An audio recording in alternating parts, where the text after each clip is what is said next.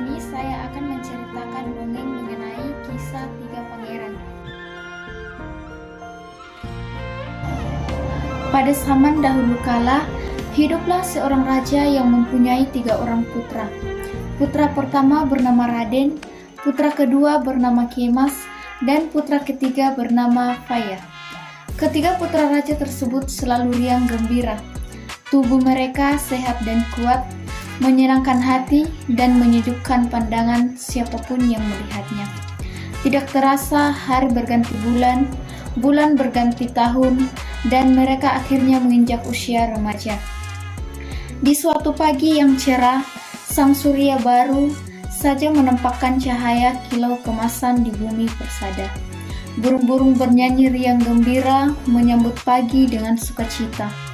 Ketiga putra raja ini bercengkrama sambil duduk menikmati rujak buah di bawah sebuah pohon mangga yang sedang berbuah. Ketika malam pun mulai menyelimuti bumi, bulan sabit menghias langit nan kelam, diiringi oleh bintang yang berkelap-kelip dengan jenaka. Mulai malam itu, ketiga bersaudara itu mempersiapkan diri untuk pengembaraan ke negeri asing. Mereka mulai mengemasi pakaian dengan peralatan yang akan dibawa dalam perjalanan. Hari telah larut. Pada saat mereka sudah bersiap-siap akan beristirahat dan memejamkan mata, lampu pun telah dimatikan. Tiba-tiba suara pintu kamar dibuka. Ternyata ayah dan bundanya masuk ke kamar ketiga pangeran tersebut. Ketiga pangeran tersebut menunda tidurnya dan menghidupkan lampu kembali. Raja dan ratu memeluk ketiga anaknya dengan terharu. Ketiga pangeran tersebut mengelilingi sang bunda dengan sukacita, dan ibunya menceritakan dongeng tentang kisah persahabatan katak, kumbang, dan burung. Ketiga pangeran tersebut dengan bahagia mendengarkan dongeng dari ibunya. Mereka tidak mengantuk sedikit pun. Mungkin karena itu adalah dongeng terakhir dari ibunda tercinta sebelum mereka mengembara keesokan harinya. Keesokan harinya mereka bertiga pun pamit kepada ayahanda dan ibunda tercinta. Masing-masing putra raja dibekali ayahnya sekaleng uang ringgit. Perjalanan tersebut dipimpin Raden sebagai anak tertua. Berangkatlah ketiga bersaudara itu, masuk hutan keluar hutan, masuk rimba keluar rimba, naik gunung turun gunung, menyeberangi sungai satu persatu dilalui mereka. 3 bulan perjalanan, mereka pun sudah jauh dari kerajaannya. Pada suatu tempat mereka bertemu simpang 3, ada yang ke arah kanan lurus dan ada yang ke arah kiri. Mereka berhenti di sana. Keesokan harinya ketika sang surya mulai menampakkan dirinya, ketiga bersaudara ini pun telah bangun dari tidurnya yang nyenyak. Setelah ketiganya siap hendak melanjutkan perjalanan kembali, Raden mengajak kedua adiknya untuk berunding sebentar. Berkumpullah mereka di sebuah pohon dan rindang. Mulailah mereka berpisah. Raden belok ke arah kanan, Kemas menuju jalan lurus, dan Faya mengambil jalan kiri. Sebulan kemudian di pinggir sebuah negeri, terdengarlah bunyi kokok ayam pertanda waktu subuh sudah menjelang. Raden istirahat dan duduk. Dari arah kejauhan dilihatnya sebuah bayangan putih berkelabat. Semakin lama semakin mendekat, ternyata itu adalah seorang kakek yang tua berbaju jubah putih. Ia pun lalu menyapa kakek tersebut. Berangkatlah Raden bersama kakek tersebut. Dia langsung menghadap kiai itu. Ia melihat betapa indah, sejuk, dan bersih rumah kiai itu. Semerbak wangi bunga menyambut kedatangannya. Pintu rumah kiai tidak ditutup, dibiarkan terbuka dengan hamparan permadani yang indah dipandang mata. Setelah 5 tahun Raden menuntut ilmu kebaikan itu, kemampuannya malah melebihi kepandaian gurunya. Pekerjaan orang di tempat jauh pun dapat diramalkannya. Ia pun dapat melihat kejadian di masa yang akan datang. Hal yang dilakukan ayahnya pada saat itu pertanda alangkah hebatnya ilmu yang dikuasai Raden. Ia pun dijuluki Kiai Pangeran oleh para pencari ilmu di sana. Namun ia tetap rendah hati dan tidak sombong, walaupun ilmunya sudah melebihi ilmu guru tempat ia belajar. Ia masih saja mengikuti semua yang dilakukan gurunya. Setelah sebulan perjalanan, Kemas bertemu dengan sebuah negeri yang terlihat sangat indah dipandang mata. Jalan-jalannya rapi, rumah-rumahnya bagus, semuanya terlihat disusun secara teliti. Ia berdiri terpesona melihat keindahan negeri tersebut. Lewatlah seorang anak kecil, tangannya sibuk memainkan yoyo yang terbuat dari kayu. Mulai hari itu Kemas langsung belajar ilmu pertukangan. Setelah 5 tahun berada di negeri itu, Kemas pun pamit untuk kembali ke kampung halamannya. Kisah Faida yang perjalanannya di Kesempang kiri. Ia telah masuk hutan, keluar hutan, telah jauh perjalanannya. Melewati semak belukar dan padang ilalang, menyusuri lembah dan ngarai di suatu tempat. Sayup-sayup ia mendengar suara koko ayam juga, musik-musik yang bersaut-sautan. Terdengarlah juga suara-suara manusia dan masakan yang lezat seperti ada keramaian. Itu pertanda sudah dekat dengan sebuah negeri. Ia akan menuntut ilmu di negeri tersebut. Dalam perjalanan, mereka bertemu kembali dengan Simpang Tiga, tempat mereka berpisah dulu. Tempat mereka memulai pengembaraan sendiri-sendiri setelah mereka tiba di pinggir negeri ayahnya. Mereka beristirahat sebentar. Pada saat itu ada orang yang lewat. Mereka berpesan kepada orang itu. Orang itu langsung melapor kepada raja bahwa ketiga anaknya sudah ada di negeri. Sebentar lagi mereka akan tiba di rumah raja. Tatkala mereka tiba, ramailah rakyat menyambut mereka kembali. Setelah itu, giliran Kemas menghadap kedua orang tuanya. Akhirnya tibalah giliran Fatia menghadap kedua orang tuanya. Seluruh badannya gemetar, takut kepada ayahnya. Ia sangat ketakutan membayangkan yang terjadi dengan dirinya nanti.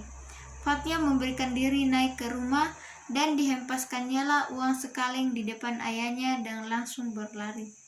Fatia terus berlari karena malu.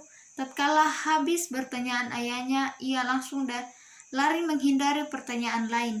Raja ingin menguji ilmu ketiga anaknya yang telah mengembara selama 5 tahun tersebut. Ia akan menguji anak-anaknya secara bergiliran. Raden, kita akan mengundang orang dari luar negeri. Kita akan mendengarkan engkau membaca Al-Quran. Kita undang semua alim ulama, tua, muda, gadis bujangan, maupun yang sudah berkeluarga. Kita undang semua orang di dunia ini. Hari yang ditunggu telah tiba. Mulailah Raden membaca Al-Quran dengan khusus. Para pendengarnya terharu, terpesona, terkagum-kagum, dan tergila-gila mendengar kemerduan suara Raden. Dia dielukan, disentuh, didekap oleh gadis-gadis cantik yang mengelilinginya. Dia tidak peduli dengan sekitarnya tanpa menghiraukan keadaan di sekeliling. Raden membaca Al-Quran dengan khusyuknya. Raden dengan menyadari bahwa perempuan dan laki-laki tidak dapat bersentuhan kalau bukan muhrim. Raden terus membaca hingga selesai. Alangkah hebatnya Raden memukul penonton yang mendengarkan suaranya merdu. Giliran Kemas pun dipanggil raja setelah para tamu dan undangan yang menyaksikan Raden pulang dengan perasaan takjub. Kemas, engkau mendapat tugas pula. Kerajaan kita akan memanggil para ahli bangunan.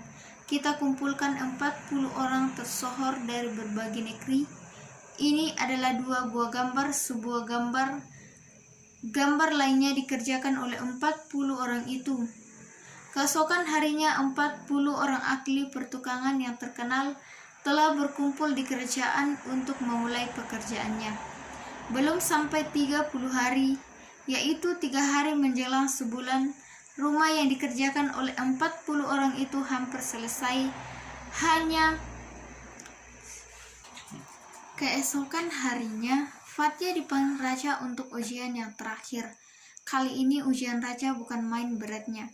Fatia kali ini harus hati-hati. Ia pergi ke pasar kemudian membeli seekor kambing hitam. Pada malam hari, Fatia mengendap-endap sambil membawa seekor kambing menuju rumah.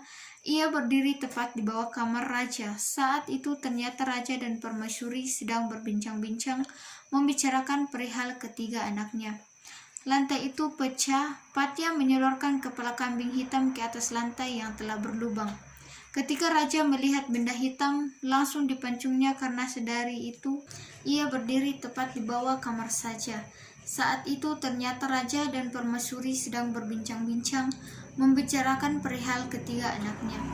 Lantai itu pecah dan berlubang. Fatya menyodorkan kepala kambing hitam ke atas lantai yang telah berlubang.